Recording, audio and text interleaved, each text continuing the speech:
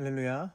오늘도 말씀을 함께 묵상하며 하나님께서 오늘도 우리에게 허락하시는 그 하나님의 나라를 향해 한 걸음 더 가까이 나아가는 우리 모두 될 수 있기를 소망합니다.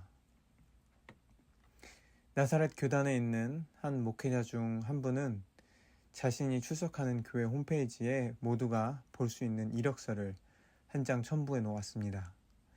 그 이력서에는 자신이 11살 때부터 마약에 노출되었고 16살이 되었을 때는 주 정부에서 가장 위험한 지명 수배자가 되었음을 밝히고 있습니다.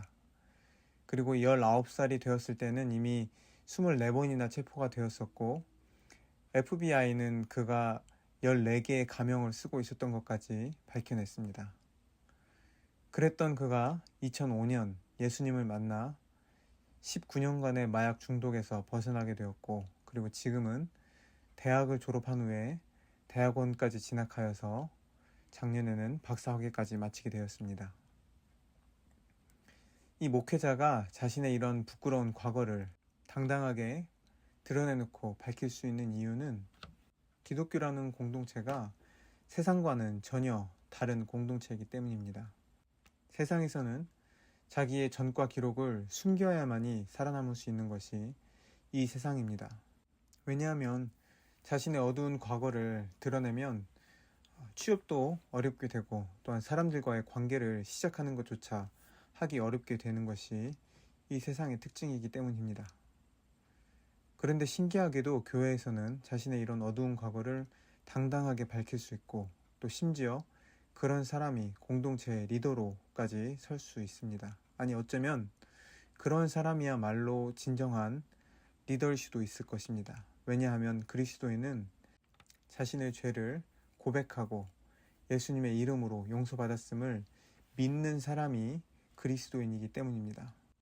이처럼 예수님의 희생을 통해 우리의 죄가 용서받았음을 믿을 때 벌어지는 일은 아버지의 무한하신 사랑을 경험하게 되는 것이고, 이때 그 사랑의 놀라운 능력을 느끼며 자연스레 하나님 아버지의 이름을 외치며 하나님의 이름을 높이게 됩니다.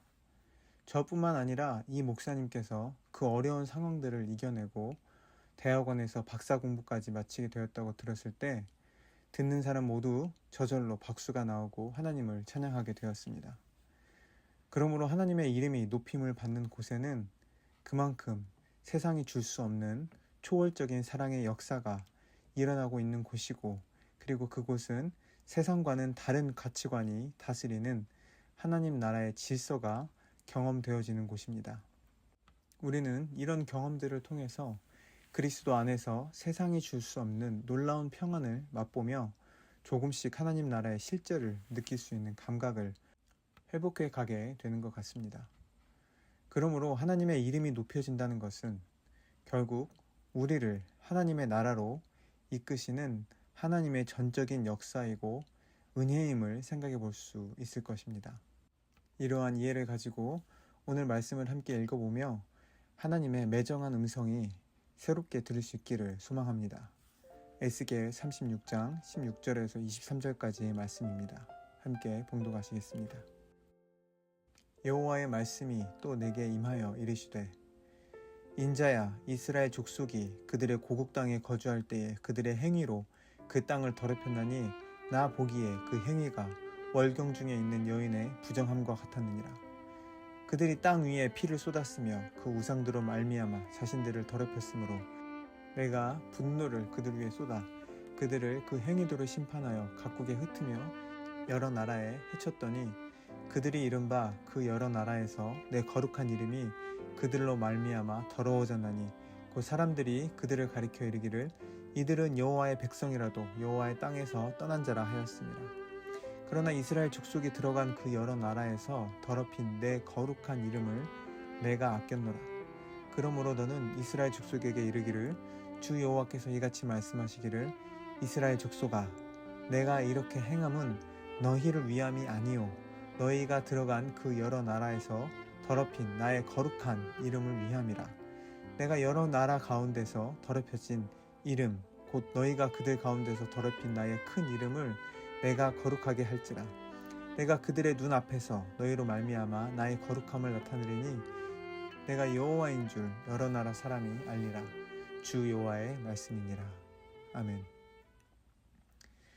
하나님께서는 세상의 다른 신들을 섬기며 다른 나라들과 다를 바 없이 살아가던 유다 백성을 내어 쫓으셨고, 이제는 다시 그들을 회복하시려는 시점에서 이처럼 말씀하고 계십니다. 하나님의 거룩한 이름, 즉 구별된 이름을 회복하기 위해서 다시 유다 백성을 예루살렘으로 돌아오게 하시겠다고 말씀하고 계십니다. 앞서 말씀드린 것처럼 하나님의 거룩한 이름을 회복하는 것이야말로 유다 백성이 거룩한 백성, 구별된 백성이 되는 길이기 때문일 것입니다. 그런데 여전히 한 가지 해결되지 않는 것은 내가 이렇게 행함은 너희를 위함이 아니라고 말씀하신 것에 있습니다. 저는 이 말씀 앞에서 참 고민을 많이 하게 되었습니다.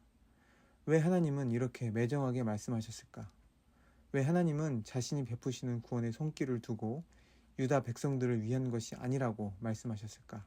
왜 이렇게 차갑게 말씀하시는 것일까? 고민했습니다.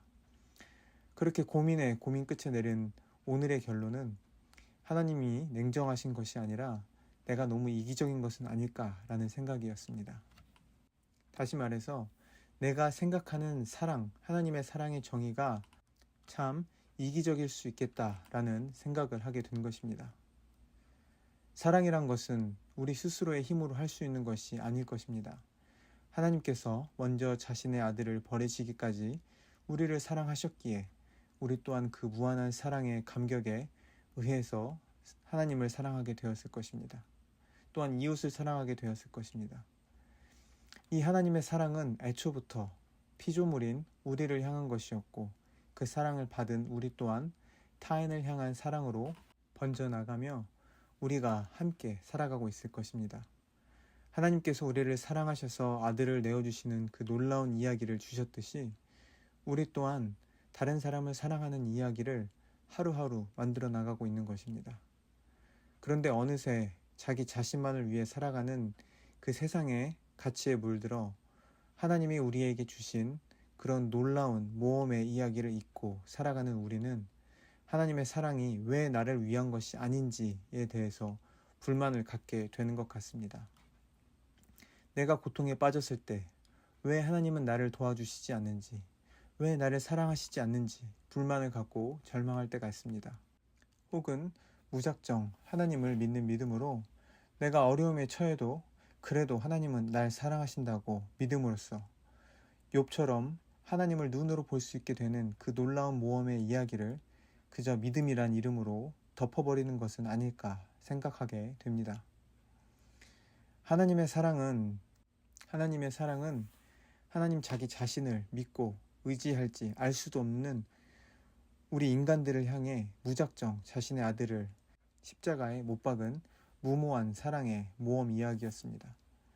우리가 그 사랑의 이야기를 나만을 위해 살아가는 우리의 입장에서가 아닌 하나님의 입장에서 볼 수 있다면 왜 하나님께서 내가 이렇게 행함은 너희를 위함이 아니요 너희가 들어간 그 여러 나라에서 더럽힌 나의 거룩한 이름을 위함이라고 말씀하시는지 조금은 더 잘 이해할 수 있지 않을까 생각해 봅니다. 나를 향한 하나님의 계획에서 좀 더 멀리 떨어져 하나님께서 우리에게 주기 원하시는 그 하나님의 나라가 이 땅에 임하는 그 하나님의 원대한 계획을 하나님과 함께 꿈꾸며 우리의 인식을 바꿀 수 있다면 하나님께서 왜 그렇게 매정하게 말씀하셨는지, 왜 하나님의 구원의 역사가 너희를 위함이 아니라고 말씀하시는지를 생각해 볼 수 있는 여지를 갖게 되지 않을까 기대해 봅니다. 저는 여러분에게 제가 생각하는 것의 하나의 정답으로 제시하기보다는 우리 각자의 삶의 터전에서 이 문제에 대해서 천천히 그리고 깊은 호흡으로 생각해 볼 수 있기를 소망합니다. 오늘이라는 평범한 하루를 살아가는 우리의 삶이 하나님께서 부르신 삶의 일부로 거룩하게 구별되게 하는 그 성령의 역사는 우리가 하나님의 사랑이 무엇인지 우리의 입장에서만이 아닌 하나님의 입장에서 생각해 볼 때 우리의 삶에 조금씩 드러나게 되지 않을까 소망해 봅니다. 함께 기도하시겠습니다.